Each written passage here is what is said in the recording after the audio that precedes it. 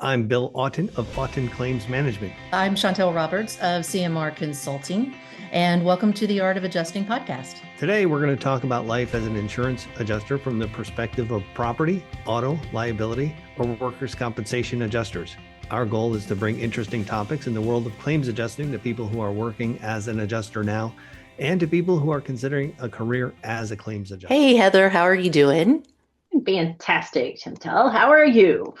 I am like sleepy tired, and I think it's because the weather has finally started changing here in Kansas. I think today is like our last day of the 80s, but it's been getting down in the 60s and everything. So I'm like, oh, maybe we'll have a little fall weather or something. Yeah, it's Oklahoma's still incredibly bipolar, Mm. unfortunately. We are like some 90 degrees mixed in with 60 degrees in the morning, and Yes. so no. Yeah. Um, just But call it seventh summer yeah, here. yeah, I was gonna say, are you having your false fall or whatever that Of October. yeah, yeah. I love it. I love it. I love it. So we're gonna talk about an evergreen topic.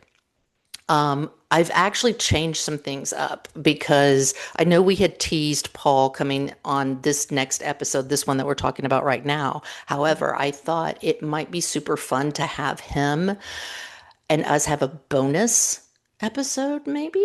I don't know. So we're still working that out, but maybe have a bonus episode for Halloween. So fingers crossed we can do that. But anyway, so this one is kind of an evergreen topic that we talk about quite often. It's almost as often as we talk about good faith claims handling practices and the Unfair Trade Practices Act, and that is education. Unfortunately, carriers don't send their adjusters off to educational events as often as they used to, say 20 years ago, back when I started, and even longer than that. So anyway, that's what we're going to talk about is like, how can you as an adjuster get some education and become smarter? Well, absolutely. What you just said about carriers, I want to say that's crazy that Hmm. they don't do that anymore Yeah. because those education events are like rich environments where adjusters can grow exponentially Hmm. their skill sets and their capabilities. But the reality is you have to find the education where you can find it Yes. today. Yes. And I think you have to be a seeker and a hunter for the right type of education that you might need as a claims professional today. Right. Uh, but knowledge is power, 100%. Um, Absolutely. I believe that with all my heart. And I mean, I'm sure you've had a personal antidote or something like that where education has made a difference for you. Yeah, 100%. I know that, and I'm gonna like slip into like Star Wars mode here, I Yoda. love it. Love it. Go for it. The more you know, the more you realize you don't actually know. Mm-hmm. And Mm-hmm. I think for me, like that, you have to be curious all the time as an industry professional. Otherwise, you can get super stagnant and just stuck in your lane and not continuously learn what is outside of what you might be doing today because you never know where your claims career or where your insurance career is going to carry you. Right. And so, a moment where education made a difference for me is, and I can tell you it was honestly like on the job style education where I just sat down and I really dug into like commercial policy language and really understanding the implications of, oh, you have coverage here, but then the coverage is taken away here, and then the coverage is given back over here. Mm-hmm. And I just became like this student of understanding the application of that to the policy circumstances. And it helped me to make good claims decisions when I handled commercial policy claims. But I could think you can get really tricked into the idea that education has to be something formal. I think Mm-hmm. it has to I think it has to start from like a personal curiosity to want to grow what it is in your tool bag as a industry professional, and to like sincerely desire that and really realize like I don't care how long you've been in this business, you don't know everything, Yeah, and there's so much more to learn. right. So many things that I resonate or resign myself to. I don't Yeah, know, whichever one. put your hands up. It's both today. To be honest with you, it's both. So many things. Hold on, I'm trying to get my thoughts around some of the profound things you said. First of all, I'm going to plug us. My goal in this podcast, the Art of Adjusting podcast, is to be educational, and to help adjusters be better. If it's one or two little things that you could listen to us while you're working out, or if you have to drive somewhere, if you're having to return to work or whatever, it's that kind of deal. Because like you said, it's not going to be every single, like, going off.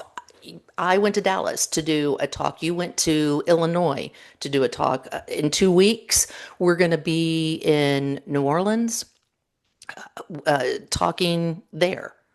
With the CPCU. So it doesn't have to be a formal event. It can be something small. I like formal events for the sheer fact, like you said, you get to know other people and you get to bounce ideas off of. I have always talked about joining your local adjusting society, like the Greater Kansas City Claims Association, or CPCU now allows people who are pursuing their CPCU designation. Used to be you only could be a CPCU before you could go. Now you could be on the pathway to getting your CPCU. I definitely encourage everybody to do that. So, and the one thing that you'd said that also resonated with me is the more you know, the more you realize that you don't know. Mhm. I used to say that to my adjusters, even when I was hiring them. Before I hired them, I would say, look, here's the deal. I know you used to work at State Farm or Geico or whatever, and you think you know how to adjust claims. We're going into a completely different level. We're working with the excess and surplus lines market. So it's a totally different marketplace. There's a totally different expectation. You don't know anything yet. And what's going to be scary is if you stick through it in a year, you're going to go, oh my gosh, I don't know anything. And then in 5 years, you're going to scare yourself even more because it's like, holy cow, how in the world did I get through 5 years because I don't know anything? And now you're where, like you and I are, 20 or so years into it. And we're like, yeah, we don't know anything, Hey. anything at all. We can point you kind of like where to go, but it's like, oh my gosh, what do you do? Well, and the reality is like the landscape of claims in general Mm-hmm. is massively evolving, right? Mm-hmm. And I think that's pushed by technology in a lot of ways. I think it's pushed by the consumer public want and need for, I don't know, microwave Amazon service to get Mm-hmm. things done. And I also know that like and I've had this conversation with a lot of different industry professionals, but I can tell you, like Chris Stanley, who we had on the pod here a few Mm-hmm. weeks ago, and Mike Caselny as well, like legend Yes. giants within the industry as well. They talk about this thing called like fossilized institutional knowledge that Mm-hmm. has kind of gotten locked up in the professionals of the industry and really isn't being pushed back into the next generations who are coming in. Mm-hmm. And the impact of that today is like the claims industry and the industry landscape is evolving so fast right now that that knowledge is so crucial, and it's just sitting there, and these people who know the stuff that they know and realize that they don't know everything as well, and there's so many challenges with that, for new adjusters, especially. And so I know, like Chantel, you talk with people in the industry all the time, probably a little bit more even than I do in the world that I live in today. But what are some of those new challenges that you hear from adjusters out there, and what are they saying is really hitting them hard? I think it's always okay. Again, it's the evergreen issue. In fact, Kevin Quinley, who has kindly been remarking on our podcast, has had said did a article in Insights, CPCU Insights, where he started it off saying something to the effect of, you know, someone from the ivory tower comes down and is walking through the claims office, and the claims manager goes, yeah, like our guys have 250 claims each, and that person from the ivory tower says, okay, great, they should have 5 billion claims each. They should be able to handle like 5 billion claims each, like no problem. And of course, we sit there and go, "Oh, yes, yes, insights." If you're on YouTube, you can see that insights that Heather just like flashed up, and you're just like, "Oh, bless your heart." Yes, there it is. That's Kevin's thing. Bless your Article. heart. You don't. You wouldn't know a claim if it hit you, except for when it scratched your Lamborghini. Okay. Anyway, not that I'm bitter. Okay, but one of the things that I think is interesting, and I've written about it, and this is one of the things that I'm going to be talking about in New Orleans, is that mold has started coming around again. Mold claims have Yep. started to come around again for the past couple of years. And I wrote an article, I guess it was about 3 years ago, about mold. And I think I started it out saying how everything is new again. And 20 years ago is not 1963, because which is what we all think about, because we all feel like we're still 18 and all of that. But 20 years ago is 2000. And so these adjusters who are coming in don't know anything about, for example, the Ballard, Texas case. Hmm. And they don't know all of the things that they should be investigating and looking for, because there have not been a lot of mold cases for 20 years. So everything is coming around again. Low impact claims coming back again. I wrote another article this time in Insights as well, and talking about how to adjust claims from for a low impact claims point of view. You don't handle that the same way. And again, that's that institutionalized knowledge that, for example, I have, but I'm no longer in a carrier. So I can't teach that to anybody except through talking and articles and what have you. Yeah. And that's why I think, like, today, traditional on the job learning just isn't enough anymore. Mm-hmm. If you work in a carrier, obviously they're going to give you incredible training on their process and their procedures and their standard operating manuals and all of that and guidelines and everything. And they're going to teach you about the policy and maybe estimating and all those other things. But the reality is the lane that you travel in as a claims professional requires that you consider hopping into the ditches occasionally Mm-hmm. to Mm-hmm. learn something that's outside of what might be happening. And so, like, for me, I know when I was handling claims, I really wanted to understand, like, the legal Yeah. implications of what happens in the claims process and Mm-hmm. how the application of law to those claims processes, mainly because, like, I wanted to be a lawyer when I grew up and that didn't happen. But You thought better of it. yeah, I thought better about it. But also, I I sat there and I realized, like, oh yeah, by the way, case law in particular states impacts what happens in the types of claims that I might handle. And Mm-hmm. oh, by the way, the coverage application that might happen in that particular claims instance. So I went out and I sought, like, the claims law programs, that Hmm. are out there. What is it? The American Educational Institute, I think is what Yeah, it it's the SCLA the FCLA. is Yeah, what the designation is. yeah, one of those alphabet soup things that you Yeah. can get.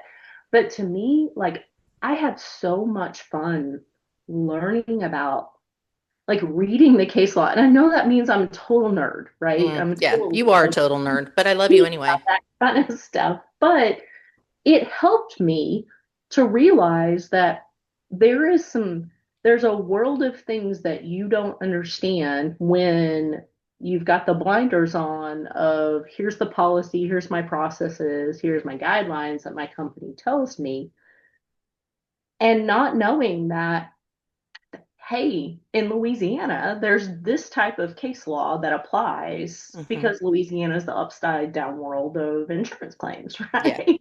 Yeah. So, Stupid Napoleonic code. You know, what you're saying is it reminds me of something that I heard at the Dallas I Day where I was speaking, and there was a woman up there, and she was talking about how she started her CPCU venture. You don't have to start with number one, by the way, guys. You don't. I started with law because I thought it was going to be the hardest, and I was wrong. It was accounting, but that's just me. Who knows? I don't do math, but that's just me. Anywho, bygones. She also started with the litigation one, and she said she had just finished reading about contracts, and she was married. Her parents-in-law were getting their kitchen redone, and the contractor decided to switch something on the contract mid repair. mm, And because she had learned about contracts, she asked her parents-in-law to read the contract that they had signed, and then she went to the contractor and said, "Yeah, you can't change anything because it says so right here on the contract." And she was able to save her parents-in-law a lot of grief and held the contractor to what they had originally agreed to. And that's, she was giving that example as a wonderful way that CPCU or education can impact your life, even though it's not necessarily insurance related. And that really spoke to me too. And I think that's exactly what you're talking about as well. Um, One of the things that I'm doing next week is I am attending a little lunch and learn thing through another forensic engineering thing where, and I've done this particular one before, but I'm going back for a refresher course, which, by the way, guys, we're talking about new adjusters learning things. You got to keep up your skills too, because something that I learned, little side note, going off into left field, is that like origin and cause, people don't talk about alligatoring anymore for mm. fire. And I'm like, I didn't know that. I still called it alligatoring. I don't want to be talking, I don't want to be showing my age and that I'm not keeping up with the lingo and all of this kind of stuff. Anyway, so next week I'm going to see how a tractor trailer is crashed, and how an engineer would be looking at, okay, so this is what we're looking at when we're looking at a semi tractor trailer rig, and how we can properly figure out what happened, who's at fault, blah blah blah. And I've done that before. I'm going to do it again, to Yeah. keep my skills up to date. And so, like, education can mean a lot of different things, Mhm. right? Mhm. You Mhm. talked about going to that lunch and learn. Next week, I'm going to be in New York doing a educational exercise basically with startup companies and insurtechs. Nice. And like all credit goes out to like the Europe CPCU chapter because they're the ones that kind of birthed this particular event called Riskathon. And they started it in Zurich years ago. It got brought into the US via the Cincinnati and Columbus, Ohio chapters. And then I was like, okay, we got to get this into another place that's a little closer to me. But then they did one in Bermuda. And I was Oh, like, darn. but You I'm gonna got to go to Bermuda. but Mm. I had to go to Bermuda. Oh man, what a bummer. Oh, you Um, and poor then thing. and then last year, like after the Bermuda event, I was like, Chicago's doing this. Like we're gonna have this in Chicago. And Riskathon essentially is like a risk analysis educational exercise where CPCUs and those in the industry sit down with the startups and the insurtechs and essentially go through and like map out their risk that is associated with that business. Now, obviously, we don't talk about anything that's trade secret. Right. Yeah, talk about these things that are publicly available about the company. And then you almost go through like a pitch competition associated with that company at the end of it. And to me, that educational exercise has taught me more about how businesses are set up. Sorry, the if you're watching via The Iron YouTube, Claw. the Iron Claw is here, and he See, he wants was to. so excited about Riskathon. He had to come in and He is say so hello. excited about Riskathon. He's like, I've got to get involved. Yeah. Name the Iron Claw. Anyway, and so like I was like, New York, you got to bring this in because there's a whole startup community there as well. And the reality is I think a lot of times people think education has to just stay in the lane of, oh, I need to be a better claims adjuster Mhm. or I need to be a better underwriter. And insurance is changing and evolving so much where the ecosystem is getting really flattened, and everything's kind of crossing across each other Mhm. that you got to get into this space where you're going, okay, I don't need to just educate myself about claims. I don't just need to educate myself about underwriting. I need to see the whole picture and I need to see all those things that might be outside of the traditional insurance world as well. So informal education, just like that event and what you're going to as well, maybe formalized in a session that you're going through. But it isn't like I'm going and getting my CPCU or my certifications or degrees, which are also still important, not to say that they Absolutely, not knocking them, not knocking them at all. Uh, and I think the interesting thing is, and again, we sit there and I can just hear all of the adjusters going, yes, but corporate just told me I have to have 5 billion claims and close 6 billion in a month and that sort of thing. But they also want me to keep costs down, loss adjustment expenses down. And you're like, yeah, I can do all of that. Absolutely.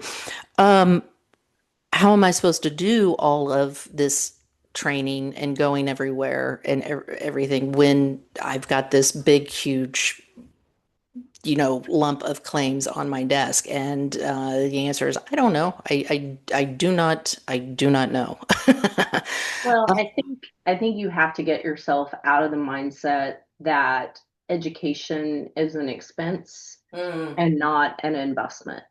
And I know like that's not only like an individual opinion about it, but it's also a corporate opinion that I think Yes, to take. yes, I think you're right. I think you're right because I think Yeah. that's what the people up in the ivory tower think is that it's an expense, not an investment. Yeah. And here's the thing with the mass retirements that are coming to the industry, like the cliff is here, folks. You're Mhm. falling off of it right now. Um, the education right now is so crucial and so valuable for how the industry needs to evolve. You need people in the adjusting space who understand how to like train algorithms, right? Yeah, I'm sorry. I You can't know? have a serious thing right now with a cat butt up in my face.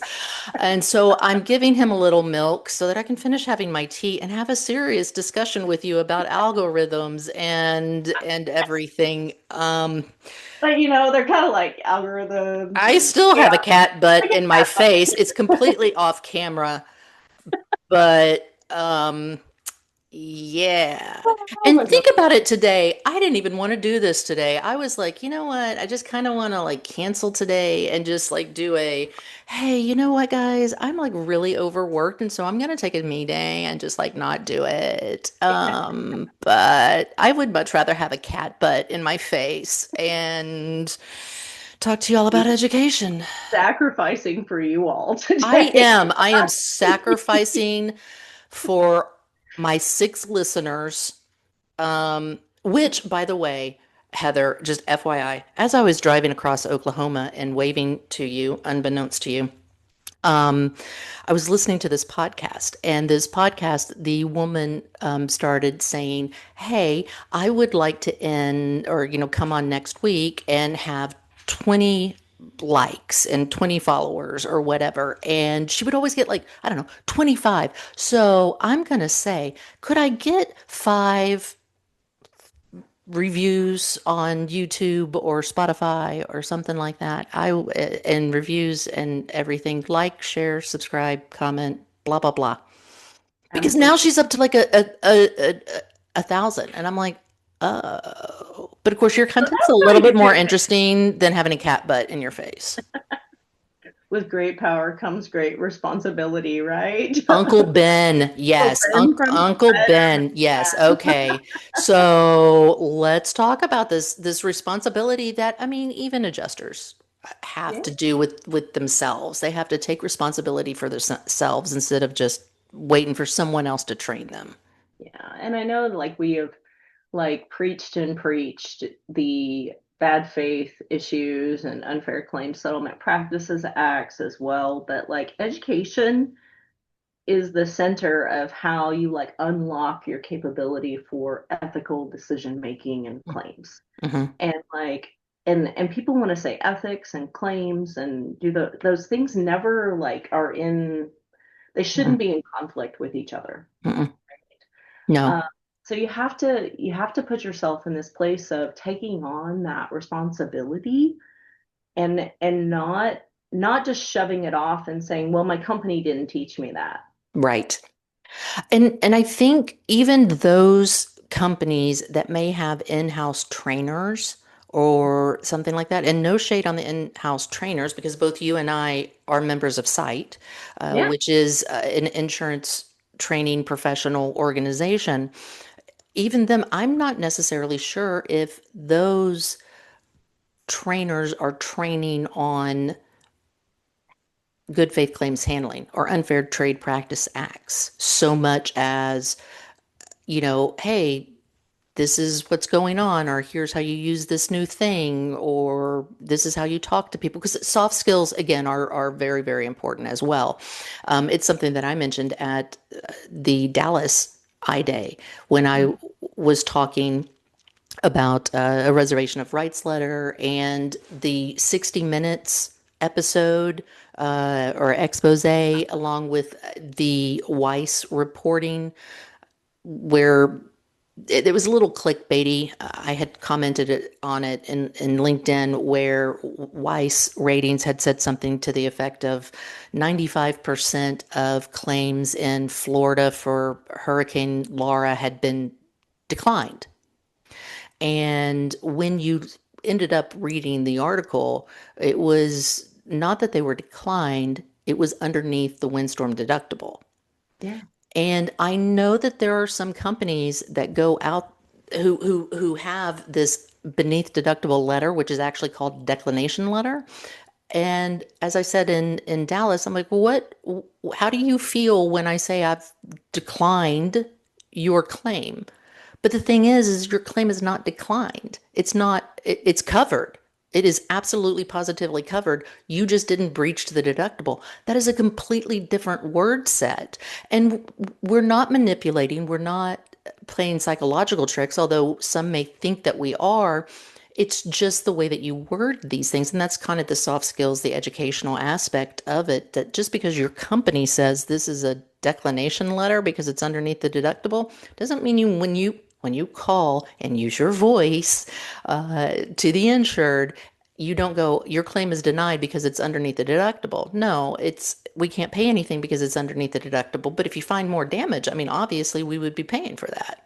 Yeah, absolutely. And that is where those skills that and again you said the word soft and I'm trying to retrain everybody in the industry just so that you know to stop Mm, using the word soft because there's really okay, nothing soft about them. that's true. I think they are uniquely human skills, right? Ah, okay. Because the iron claw does not have soft skills, He does right? not. He does Okay. not. Um, He will the put his butt right in your face. He will. And so Yes. communication, empathy, those ability to be able to deal with conflict, um, those fit into the educational picture as well. And I think even more today, as we have become this world of, let me put a text message out to Mm, somebody really mm, fast. mm-hmm, And that's how we communicate. And mm-hmm. text messaging does not convey human emotions or empathy Yes. or anything. And tone is very hard to judge in it. Yep. Yep. Don't be afraid to learn how to talk to people because in the world of claims, you have to have that ability to be able to de-escalate, to be able to bring the emotional levels down Mm-hmm. because people are frustrated, they're angry, Yes. they're upset, they've had something really crappy happen to them, and you're sitting in the middle of it, representing to them that, oh, by the way, your $10,000 wind deductible has not been breached at this point. Mm-hmm. They, in their mind, think, well, they're telling me they can't pay. I paid Mm-hmm. all these I've years. paid all these years, blah, blah, So blah. What does my coverage pay for? What? what is my dollars going to, Mm-hmm. basically? And Mm-hmm. that's that moment where you have to help them to step back and realize here's why you have a $10,000 deductible. And I Mm-hmm. don't know that adjusters are really taught those capabilities anymore.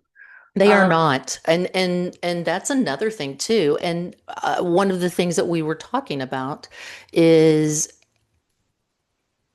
as much as everybody hates return to work, it's almost like we kind of need our I would even say 1 through 5 years adjusters sitting in a pod where they can listen to someone who is more senior because I've talked about this before where I distinctly remember when I first started out at Liberty Mutual, I was having a conversation with the insured. I was in a pod of four, and my direct supervisor was sitting off to my right and I was talking to the insured and he could tell that I was getting ready to say something. He's like, don't say it, don't say it, don't say it. And he's whispering to me. And so I'm like, I know I need to claw that back. And we don't have that now because I'm sitting in my office with a cat butt in my face. I, I and mean, and I know, like I totally got the world has shifted when it comes to the workplace mm-hmm, and how people operate and where people expect to come from. But and and I get like you can learn in different ways mm-hmm, and maybe there's some technology that can be used so that adjusters can sit in and listen to somebody in some 100 miles away in another house somewhere. I'm sure that that technology exists, but I learned so much hearing the voices of people around me and how they maintained calm and they maintained respectfulness and empathy and focused on what they could do versus what they couldn't do in those conversations. mm-hmm, That taught me a lot. And I also was taught a lot by my very first manager in claims, mm-hmm, and we called her the Hammer. Um, mm-hmm, yeah, because she was tough and like she came out of the SIU division into mm-hmm. leadership and everything, and she had a non-traditional path to leadership as well. And I credit her today with teaching us, baby seal adjusters who didn't know what in the world, flopping around, not knowing what we were doing. Right. The ability to have a backbone and ask hard questions, but also get somebody to the resolution of a claim. And Mm-hmm. they just take recorded statements on every single claim that we handled coming in the door because we handled the crime claims, Right, right, right. Mm-hmm. She made us take recorded statements on every single claim that came in the door for like 3 months straight. Yeah, yeah, and that's like the Okay. best thing. In fact, again, we're talking about what leaders, what roles do leaders have? And again, you don't have to be like your team leader. And again, I've talked about this in previously, but I did actually mention it, and I need to send the guy an email. But in Dallas, there was or is a group that they like teach people how to become someone in the insurance industry, either adjusters or agents or whatever. And I said, hey, I heard that you have adjusters. I would love to talk to them. I am happy to do a mock recorded statement because again, when I was at Liberty Mutual, I was still young, baby, adjust, but they recognized something in me. I don't know what.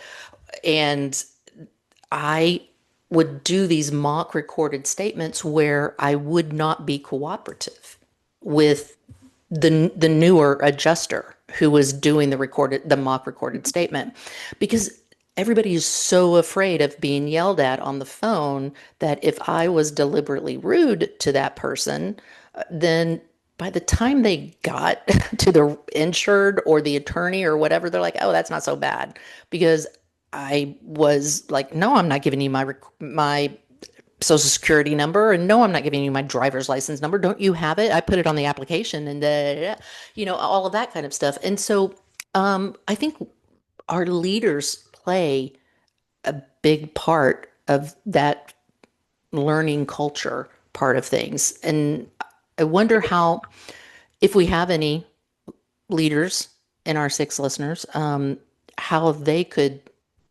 encompass that. Like you mentioned having phone calls with other people or letting them listen to phone calls. Yeah, I think I mean, and here's the thing, like tech could help with this as well. Mhm. I don't know that AI and the algorithms are there yet, but I think like technology could definitely assist in helping to like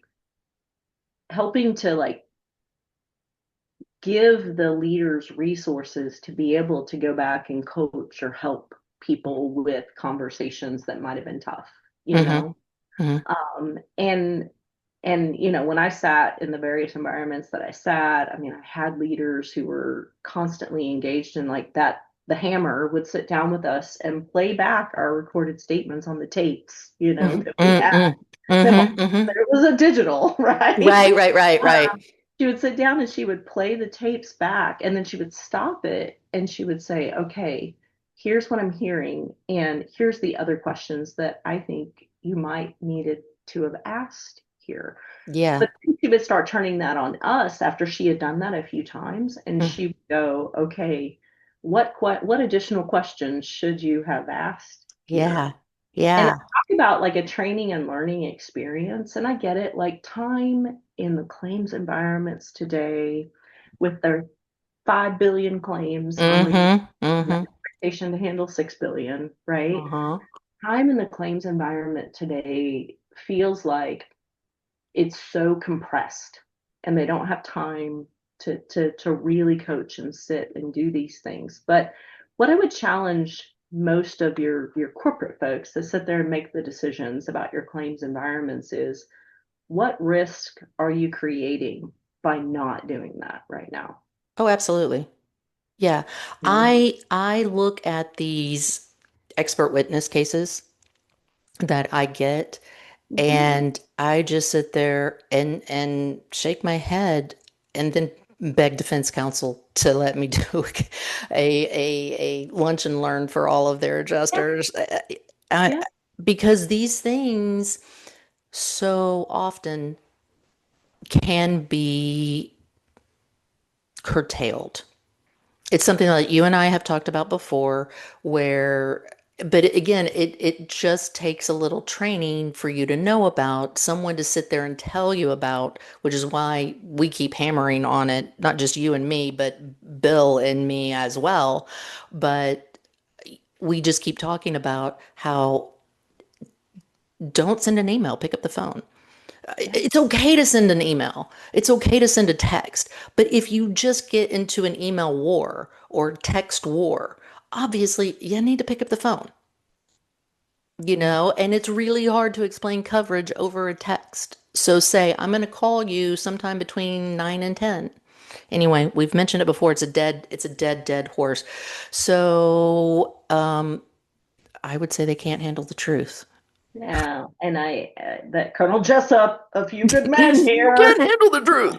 You can't handle the truth, and I, I, I I think, the reality is there's a lot of adjusters who feel like cost, time, and access is keeping them from pursuing Hmm. education. Yes. And then also just I think like the emotional exhaustion of the job as well right now is keeping adjusters from really wanting to learn more. But what I think the role that leaders play in that right now is you've got to uplift those people to realize that claims is a lifelong career that Mhm. they can grow through and develop in, and not just their foot in the door job. Yeah. Yeah. Because and not that, hey, there are fantastic claims professionals that go on to do incredible things in other areas of the insurance ecosystem, but the reality is stop treating the claims job as if it is just that. Oh, well, The I want redheaded stepchild. yeah, the redheaded stepchild job. It's Mm. not, folks. Like that's where the magic happens. That's Ex- where the products delivered. That's where adjusters really like Yes. they're exposed to everything that might shape how the policy looks in the future, Thank and you.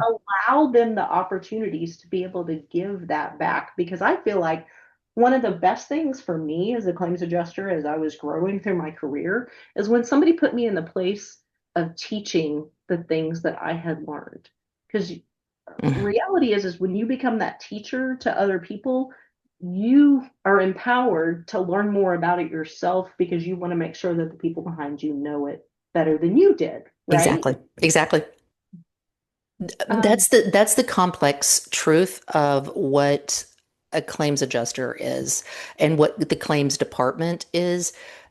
Because as I have always said, I really believe we are teaching insurance incorrectly at all of our universities. Because why do people get insurance? It's not even to have stuff covered, it's to have their damaged things paid for. They don't yep. even want the coverage, they want the money. That's Yep. what they want. And where do they get that is in the claims department. And I love what you said. We do need to reframe how we are thinking about our education. Because again, I get it. We are all tired. We're taking our kids to soccer practice and piano practice and ballet practice. And the last thing we want to do is go to the Claims Association or a CPCU thing, study for CPCU tests or the SCLA test or whatever designation. But the deal is that it actually makes your job easier. It does. And again, it gives you a tribe. And you were talking about policy language, and I want to talk about that real quick, but I'm going to say one more thing. My husband has started another hobby, and so he's found like a new tribe and everything, and he is so refreshed and invigorated that he goes into his claims job refreshed and invigorated. Yeah. And so that's something to think about. It's not only just learning all about claims. Find a hobby, but also you were talking about policy language and earlier, and so I want to come back around to that. Is of course one of my passions again because I feel like we're teaching insurance wrong. So when I'm teaching my students, I teach them from the claims point of view. And then Mhm. we work backwards. So I teach them how to read a policy. And every time, every chance that we get, we have a module called Is This Claim Covered? I think I've talked about it before. This past time, we were starting off with our personal auto claim, and Edna got Edna Mode. We study The Incredibles. Edna Mode was struck by the underminer, who is uninsured, and the question basically was, does Insuracare's policy, which Edna has, pick up the claim, the uninsured claim? And it nearly blew their mind because you were talking about reading the commercial claims, because in the insuring agreement of the PAP, the personal auto protection policy, Mhm. was a definition and a declination, an exclusion, all within the insuring agreement, and the students had no idea.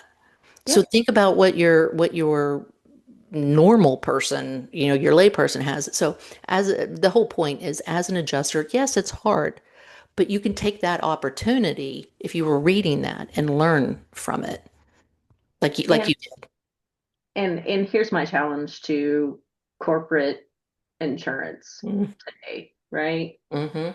Um, you've got to do a better job supporting adjuster learning and not just about your processes and procedures and boxes that have to be checked for the claim file. Those are important, don't get me wrong, Don't. because they guide the process, right? Mm-hmm. And they get it from A to Z. But supporting your adjusters growing and learning in their role, but also in beyond that as well, Mm-hmm. is incredibly important because adjusters are like running away from the industry right Yes. now Yeah, because because who wants to sign up to get yelled at for 8 hours a day? Like, oh, yeah, none of us are lining up for that job, guys. None of us. yeah. And I think like you got to humble yourself to the fact that the way you're teaching adjusters today is probably not working that well. Mm-hmm. And own up to that, and not get back to exactly the way that it was whenever you and I were taught, because like Right. there's so much tech and there's so much capability to be able to push knowledge Mm. to people's lives in different ways and into their brains in different ways. But get back to the basics of here's a claim and here's how the coverage model works, Mm-hmm. and let's talk that through, and you tell me what questions you have about that. you know Right. I mean, like when I learned about liability, I had a boss who sat down with cars, like Hot Wheels cars, on Yes. his desk and showed Yes. me, Yes. he's like, 90% of claims probably going to be somebody doing a left turn the wrong way, Thank you. Yeah. When I started, I got a semi because I started off in the semi tractor trailer rig section of Liberty Mhm. Mutual liability. So I got me a semi tractor trailer rig, toy car or whatever. And then I got a little bitty car. And if I could not envision what the truck driver was telling me when I was doing the recorded statement, I'm sitting there at my desk with the toy trying to go, okay, so you were turning right. And was it a left hand squeeze, right hand squeeze? What was it? And it was just the way that you had to do it. And I know everybody looked at me like I was crazy, but I don't care. I'm sitting here playing with my toys while I'm taking recorded statement. Yeah, and then use the visual evidence that's Mm, out there today as well, because like cameras are everywhere. everywhere. You could take that camera evidence that's out there and turn it into training for people. Mm-hmm. Like here's what actually happened, folks. Here's what you see, and you tell me what you think about this circumstance. Because again, Yes. and and realize like not everybody's going to have all the answers, and that's okay. But as it's quoted by Socrates in Bill and Ted's Excellent Adventure, like the Excellent. best show ever. The only true wisdom Oh. is knowing that you actually know nothing, right? And that kind of brings us all the way back, doesn't it? I hate the phrase circle back because I feel like it that and pivot like so was overused in the pandemic. So I'm not going to say circle back, but it No, brings us full circle to yeah, what we were talking about before. Like you don't know anything. And the more you know that you don't know anything, the better off you will be. yeah. And I think that's true in life, not just in claims, but in everything. So yeah, I love that. Love it. So I think we're good. What else do we need to talk about besides how wonderful we are? Really quick, Yes. one skill Okay. every new adjuster should learn today. What do you think? Or every adjuster in general? Because, like, Every this, adjuster in general would be how to write good claim notes. yeah, and I'll take that one step further, like letter writing capability. Mm, I hmm get it. Like, we're moving in the world of AI where AI is going to start like doing the letters. But if you don't understand Well, the language well enough to not to know when it's wrong, okay, you've got to get that skill set of knowing when things are not accurate. okay. So I build that You one. and I need to talk off record, but that is such a good point because one of my students once said to me, because when I was talking about how complicated it is to read a policy, how do Mhm. we expect a layperson to read it? And they said, oh, Mhm. we'll just plug it into ChatGPT. And I said, well, how do you know they're not eating mushrooms? I mean, like, how do you know that that's the Yeah. day that ChatGPT decided it needed to eat mushrooms? You know what I'm saying? And he said, good point. And I need to make a assignment to do that. So you and I need to get our heads together so I can Yeah. torture my students because I'd love to torture people, and that's why I'm an adjuster. Anyway, one of the things that you had talked about with the letters, that too. Again, I had mentioned this in Dallas, and I'll mention it here again.